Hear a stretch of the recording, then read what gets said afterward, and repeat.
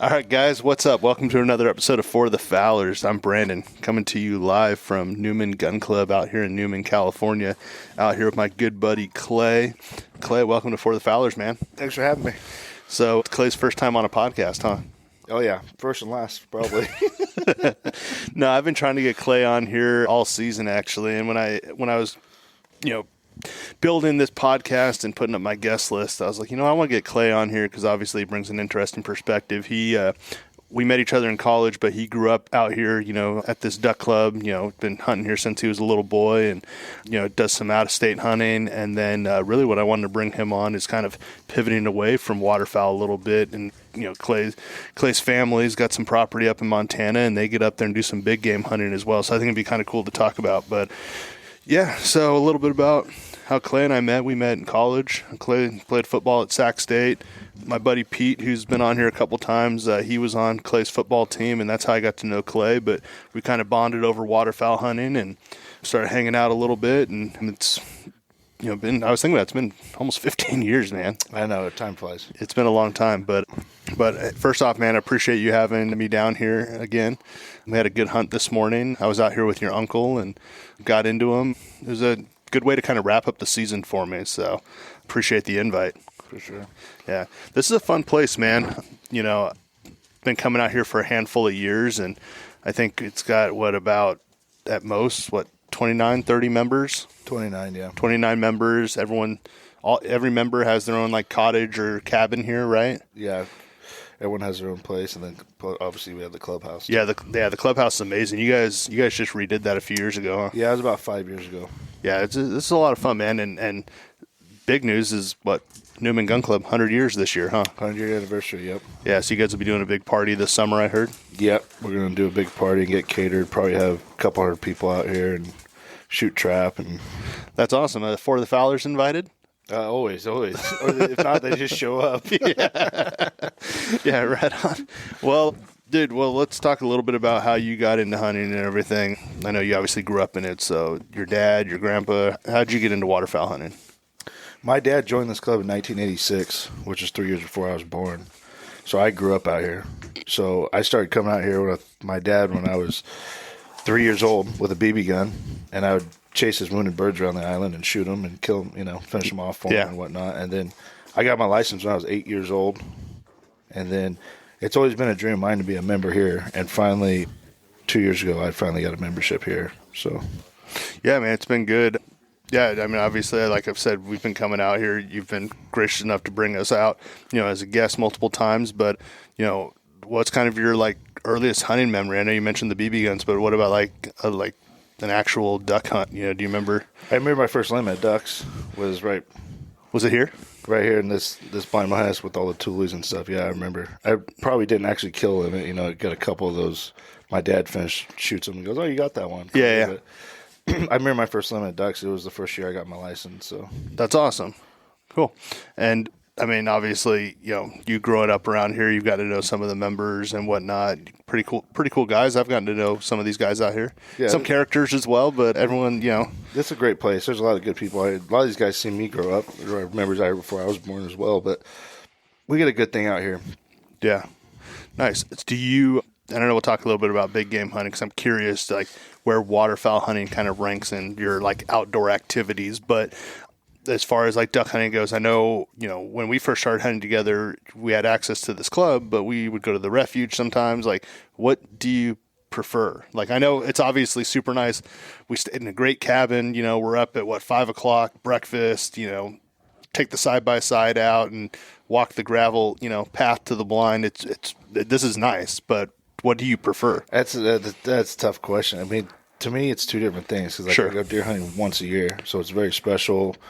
All my buddies here get together and we drive to Montana and do all that, and it's a special one-time thing here. The duck season, I'm out here every weekend for 2 months, so I don't know if I could pick one, to be honest. But if I had to choose one for the rest of my life, I'd probably choose duck hunting just because I get to do it more often. Yeah, for sure. I mean, excuse me. I mean, obviously it's cool, you living so close to here, but I was kind of thinking about this today where and being down here in the grasslands area, it kind of picks up as the season goes on. It's a little later start than we have as far as birds go up in the Sacramento Valley. But down here, like, I always think it's cool. Like, you're gone the whole month of November, right? I was this year. Is that normal? Like, I know you go to Montana every year, but being gone like the whole month? We're usually gone 2 weeks, but 3 of the last 4 years I've stayed through Thanksgiving just because if I have an elk tag, the opportunity of killing a big elk is usually around Thanksgiving up there. Yeah, and we'll tease it a little bit, but you did get one this year. I got the best one I've ever got this year. Yeah, but you mind if I post that picture on Instagram? Yeah, we were talking about it last night. How big was that thing? The green score was 360. Okay, and for someone who doesn't elk hunt, tell me about that. What's the green score? You're supposed to, the technical way to score, you're supposed to wait so long until it dries because the horns shrink. Okay. And you're supposed to, I rough measure it, if it's 2.5 inches or 2 3/4 inches, I call it 3 inches, but you're supposed to measure in eighths, and there's just different rules for different rule books. Sure. Okay. So the rough green score was 360. So what 360 is that, like, for maybe guys that hunt elk who listen to the podcast, they're gonna be like, damn, that's freaking awesome, or like, is that? Yeah, no, that's a pretty good bull. I mean, there's guys that kill a lot bigger ones, but sure. 360, like, scored the right way that's dried, it's in the record books. No way. Wow. Yeah. So, like I said, I saw that picture you sent me a few weeks ago or a couple months ago. Yeah, that was incredible. Boone and Crockett, I think it's the score is 360. So obviously not rough scoring it like I did, and it has to be dried. But, I mean, we all score them like that. It's just to tell our buddies a score, just for bragging rights. So let's go back to waterfowl hunting. I'm curious, and for the listeners out there, Clay actually introduced me to his buddy Landon, who's been on here a couple times, and Landon used to guide a little bit. I think he actually still guides. He's out there guiding today. He guided today, and he wasn't even supposed to. I think he filled in for a guy. Yeah. But no, he was out there guiding out, I think in the Napa Marsh area today. But I talked to him, and he loves shooting mallards, whatnot, and I know you always like to give me a hard time because, I'm not overly selective on the birds that I like to shoot. But what's your favorite bird to shoot?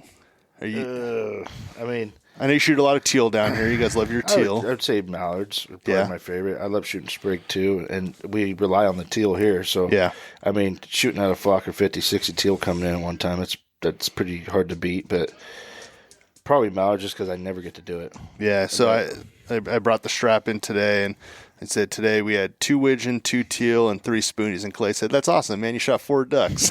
So he always likes to give me a hard time about those spoonies, but no, that's cool, man. So, what do you guys shoot the most of? Like, besides teal, what do you guys shoot the most of out here at the club? Probably second most. Well, probably wigeon. Yeah, spoonies, sprig, mallards. I mean, if you have a good year on the mallards at our club, you're going to kill 10 or 15. Yeah, for the year. But we really never got into the sprig this year. We were pretty excited with the 3 sprig limit. Yeah. But I never had a day where I got 3, and I really thought we were going to get them. Oh, got a couple guys here. Live hunters. Yep, a couple hunters coming in. Shoot them down. I was at 3. How'd you guys do? We got them. Nice. What does that mean? No limit. How many spoonies you get? 10 teal, 4 widgets. Oh, that's all right. 10 teal, 4 widgeons. See, Clay approves. I guess we'll Taylor prove. was on fire. He was like 6 for 6. He was on the barrel on the big water side. Fucking couldn't miss. Then reality set in. There's a couple members coming in, just wrapping up their hunt, so they had a good morning. Those guys are the party of the club right there. Yeah. You guys were hanging out at that cabin last night for quite a while. That guy he's always out here having a good time, and when he's not here or not around one day, it's going to suck because we rely on him to have some fun. No, and that's what I think is really cool about this place. I mean, obviously, a few weeks ago I was down here, and we all went to dinner down at Wool Growers, and a lot of members came out. Obviously, those guys are a lot of fun to hang out with. But then just sitting out here, like at your cabin, like it's kind of like right in the middle of everything. And so folks, when they're pulling in on a Friday or wrapping up a hunt on a Saturday, everyone seems to come out here and hang out here, and seem to be a good host. You made us a pretty solid lunch here, So, cool. Well, right on. So let's talk a little bit about, as far as refuges go. You spend most of your time down here, like in the grasslands, if you do hunt the refuge, right? Yeah, I mean, I got a refuge pass this year. Probably only hunted a handful of times, but when my buddies go out more, they like to go to the refuge, and I'll go out there with them more. Yeah. We just never really got into the ducks too good this year, so they'll go do other things. So, but when we do get into the teal and stuff, I'll go out to the refuge quite a bit. Do you, when we were up at Sac State, did you ever go up like to any of the refuges up there? I mean, because it was after football season, or no? I guess you guys were in the thick. We got 5 weeks off for winter break, so I would come home just hunt ducks for 5 weeks here. Yeah, hunting here. But did you ever go up to any of those Sac Valley refuges? I've never been to it. The only thing I've ever done up there is rice hunting. Yeah. Yeah. Through like a buddy, like a lease or something? Did you do a guided hunt? Yeah, I went through with a couple buddies, and then I did a couple guided hunts with our mutual friend Kevin Moore. Oh, nice. We did one, so. Nice. It was cool texting with him last night. I'll have to see if he wants to jump on the podcast when he comes out next year for that kind of... The guy's kind of weird, man. I don't know. Cool. Well, speaking of kind of hunting out of here, you mentioned before we hopped on that you've done some out-of-state hunting. So you go up for waterfowl hunting. So you go up to Clay's flagging down the bartender here. You hunt up in Washington. You've hunted ducks up there. I've hunted at Eagle Lakes in Washington a few times. Yeah. How was that? It was great. That place is great. It's awesome. Yeah. Very nice. They really work hard to get you some birds, and it's a really nice place. And When was the last time you were up there? 2 years ago. Okay. Was that kind of like an annual thing, semi-annual, or just... We get a group of guys out here, and we just decide to go every once in a while. That's cool. That last time I went, I drove home from Montana. Got home at 3 o'clock in the afternoon, and the next morning at 6 a.m. I drove to Washington to go duck hunting. No way. Nice. No one's going to think I have a job on this thing.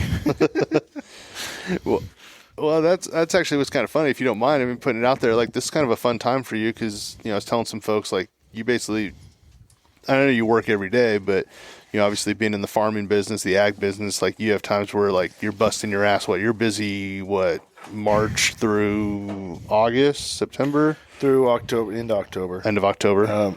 We farm almonds and walnuts, so there's not much to do in the off season. That's all we do. So. Yeah. So you're able to do stuff like this, which is totally cool. Yeah, we lay our guys off, and we try and get all our work done before we head to Montana. And then you mentioned some other out-of-state hunts. You said you've been down into Mississippi Flyway a little bit. Yeah, I've hunted some flooded timber in Arkansas, and then I hunted in Missouri with Tony Vandemore 3 times. Nice. And how'd you end up out there? We just called and booked a hunt. We just about 10 years ago, we decided, because we don't kill a lot of mallards here, to maybe go venture out and do some duck hunting trips and try and kill some mallards elsewhere. And it was a cool experience to go to the Midwest and do all that stuff. And who went on that trip? My dad, my uncle, and a handful of guys out here, friends. That's awesome. It was a good time. We don't always kill ducks, but we always had a great time out there. Is there another club trip on deck? You guys are talking about? Try and go back to Eagle Lakes next December with a handful of guys out here. So nice. Well, I know we got a handful of memberships available right here, so maybe I can.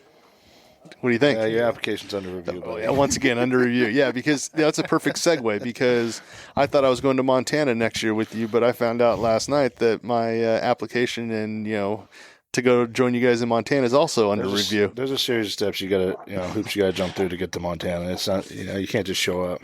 Are you kidding me? If anyone could just show up, it's me, dude. I'll bring the whiskey, I'll cook, I'll do whatever, But let's talk about that. So you guys have a pretty cool ranch out there, and I know you guys have only had that property for 10 years? Okay. And before that, did you guys have another property up there, or is this kind of a 10-year thing you guys have been going to Montana? My dad and uncle started out hunting in Utah on a private ranch. Okay. There was a dream to always have their own place, and they finally decided to buy a place in Montana, just outside of Billings. And honestly, we love it. My whole family loves it. It's my home away from home. I'm there for about a month out of the year. Yeah, dude. I mean, I know we were just joking about it, but I honestly hope to one day, and hopefully it's next year, be able to go up there, because I've seen the pictures.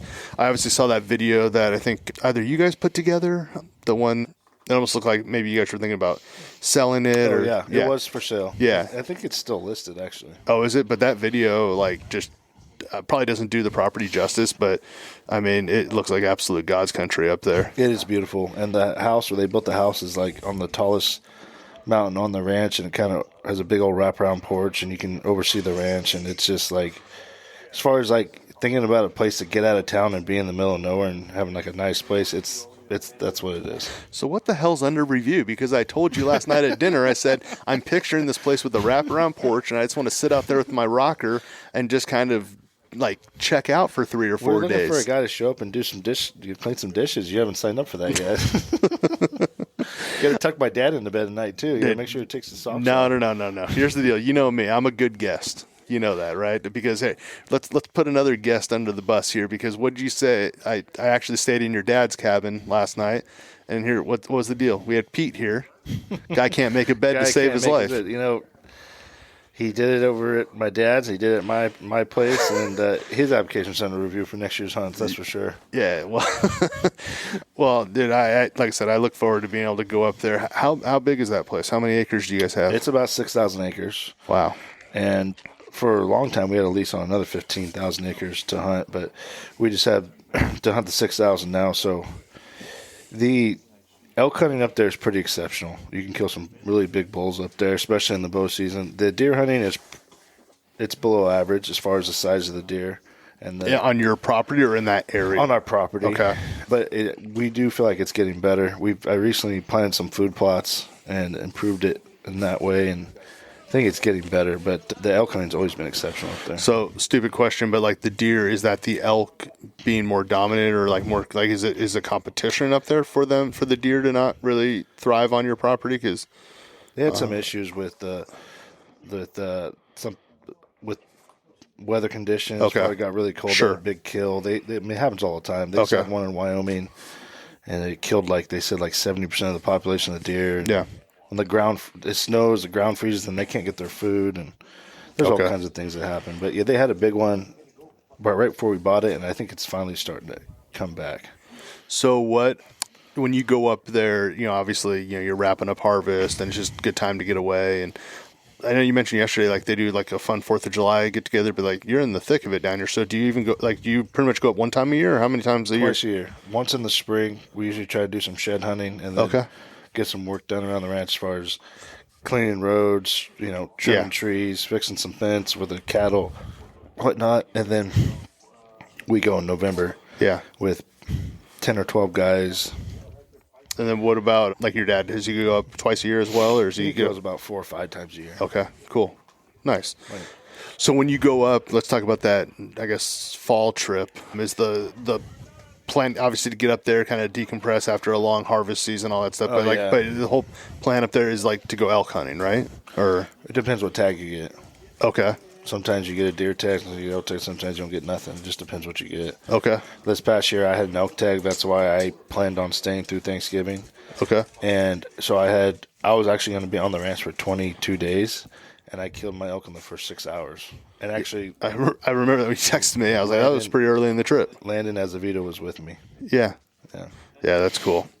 And it was the biggest bull I've ever killed, and it was just the first 6 hours. It was like 68. We always pray for weather, snow, bad conditions, get the animals moving. Yeah. It was 68 degrees. I was standing on the porch cooking steaks at night in a t-shirt, drinking a beer. It was just so.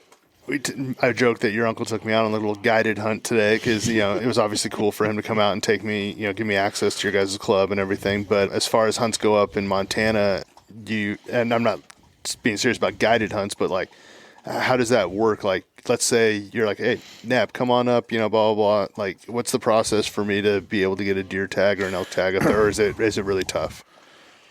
We put in for applications before April 1st, and to get an elk tag, they say you need about 9 points, which is about 9 years. There's some extra points you can buy and whatnot, but it takes time to get elk tag. Deer tag, if you drew, you'd probably get one either this year, next year, or the year after. Within 3 years, you'd get one.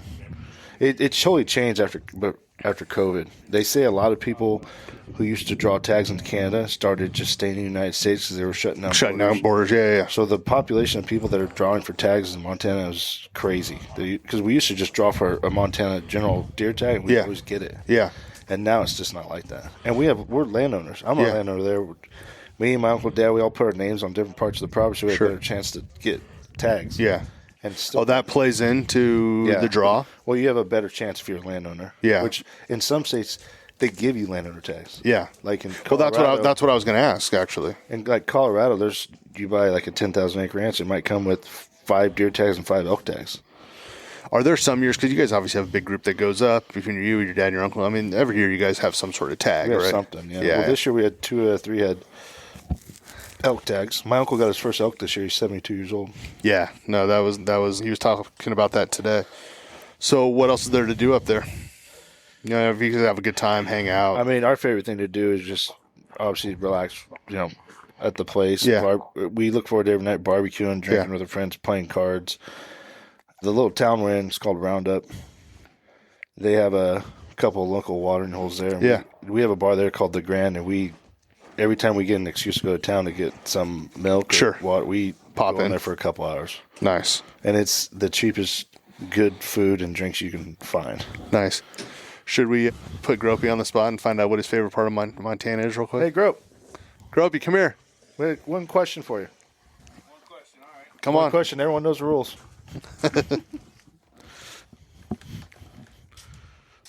There you go. Got Gropey coming on here. What's your favorite part about Montana when you guys go up there? Hold the mic up.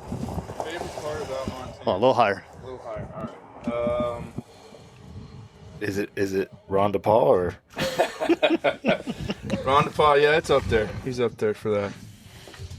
I don't know. Just the whole trip, hanging out with the guys. Going into town, hunting, all of it. Going to out of state hunting with your best friends, traveling together, The travel, going there, getting to definitely hypes. kill it up. something. I was there when Gropey killed his first elk. Like, I'll never forget that. Yeah, that's awesome. Stuff like that. Well, we chatted a little bit about it because obviously, like I said, if I go up, I obviously don't have as much time as you guys because I know Gropey, you work with Clay, but, and it's kind of like the off season, if you will. But like for me, like I'm gonna have to fly up. But talking to Gropey last night, he's like, the drive sounds like a great time. He says sometimes you guys can do a 2-3 day trip and just kind of take your time road going trip. up there. Yeah, that's freaking awesome. One of the best parts is, like, if I recommend you drive up and then fly home after a few days. Well, maybe if you approve Pete's application, we'll. Well, Gropey's on the board to approve applications. He hasn't passed yet. Are you kidding me? That's the nicest guy out here, and he's the one who's holding us all up. They're adding up. I got to do a little review. Yeah. All I'll right. get back to you. All right. Well, here's a few bucks. So, right on. Well. All right. Thanks. Yep. Well, cool, man. Well, so I wanted to ask, and we'll kind of wrap things up here, but I am curious because obviously, like, this is a waterfowl podcast, and I've gone out deer hunting before. I've done some pig hunting. I actually really enjoy pig hunting, but waterfowl hunting just seems to be something I'm really into. But I've also been told by folks that, like, do elk, but more deer. They're like, you start doing deer, like really getting into deer hunting, like especially like in that fall season, is like you'll never want to shoot ducks again. So what's your kind of like when you rank them? Like obviously this year, take away like, obviously you got that elk, so like you're probably on cloud 9 about that, right? But like what's your favorite hunting to do? Like what's your favorite game to pursue? Well, the good thing is for like the season in Montana, it's at the end of October to the end of November, so I can do both. Yeah. With no problem. But it's a different rush. Like, if you get in on a big elk and it takes you a couple hours to get within range to shoot it, and to see how big that animal is, it's a rush like you won't find that rush in duck hunting. Yeah. It's exhilarating to be shooting at a 800-900 pound animal. You all rifle hunting for you? Or do you do bow? I've gone bow. I haven't taken anything down with my bow, but I have a bow, and it's something that I want to start getting more into as I'm able to later in life, to get more handle on my job and work and all that. But the best opportunity to kill a really big elk, and I do believe you can kill people have done it on our place, 380 to 400 inch elk, is during bow season. Okay. So it's when they get in the rut, they get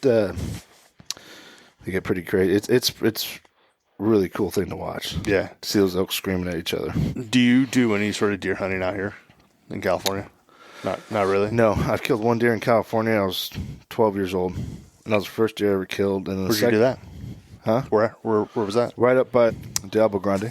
Oh, nice. Okay. And then the second deer I killed was in Utah, and then ever since then, I started playing football, and ever since then, I've been hunting in Montana only. And to be honest, I'm spoiled. Yeah, I would say it's not a bad place, but yeah, good for you. I'm spoiled that I get to do that, but I don't want to do I don't really care to hunt anywhere else. I like it there, so.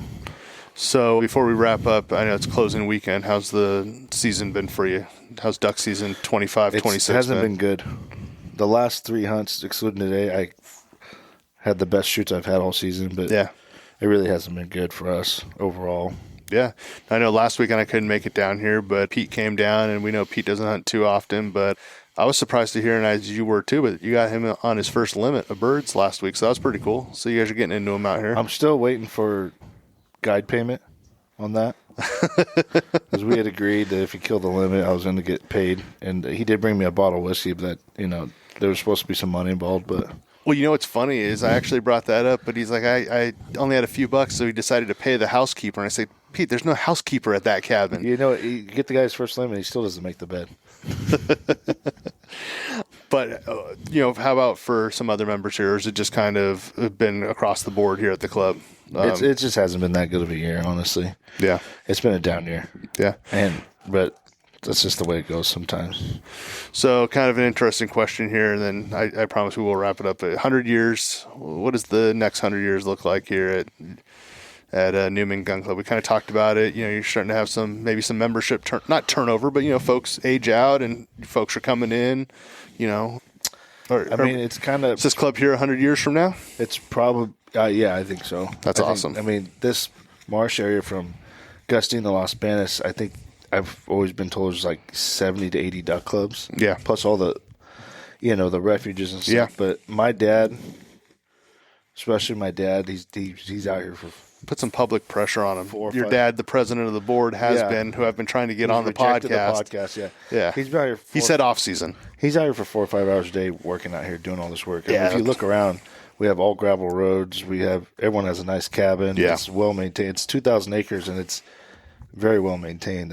If they set it up that way, if we don't take it on and continue to maintain it, we'd be idiots. Yeah. Because they've done all the hard work to get it to this point. Yeah.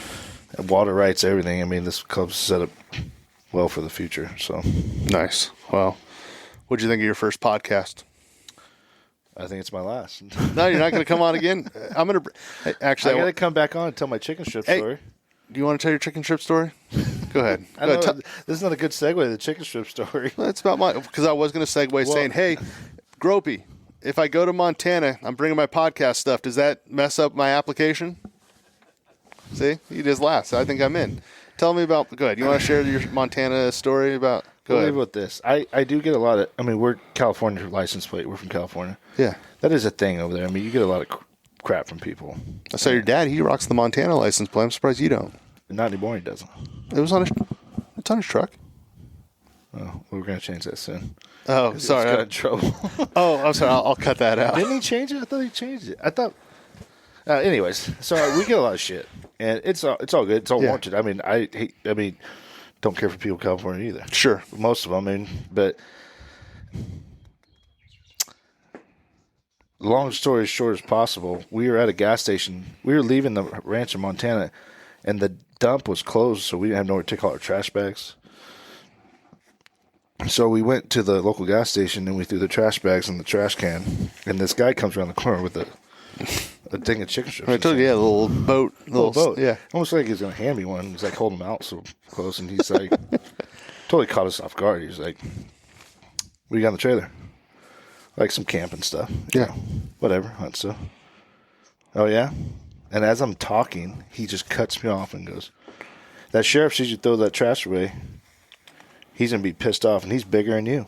Yeah. And I said, and I kind of just saw red. I was like, oh, yeah, go fucking get him. And I hit the chicken strips out of his hand. And they fly up in the air. And my buddy standing behind the guy catches one in his mouth. Which that's actually a pretty funny little twist on the story, but it's all because they think that you got here a bunch of out of towners, right? Out of towners throwing trash away, which I get it. I think the same thing. But we're about to try 22 hours. Exactly. We had 2 bags of trash we threw in. The guy was totally just wanted to big dog us. Sure. And apparently the sheriff's. I'm 6'4", Yeah. 275, so maybe 280. Yeah. I wasn't gonna say anything. Maybe after that big ass lunch you just fed us. He's like, hey, he's bigger than you. I was like, hey, go fucking get him then. Yeah. I hit the chicken strips out of his hand, and my buddy catches one in his mouth. It was freaking hilarious. Nice.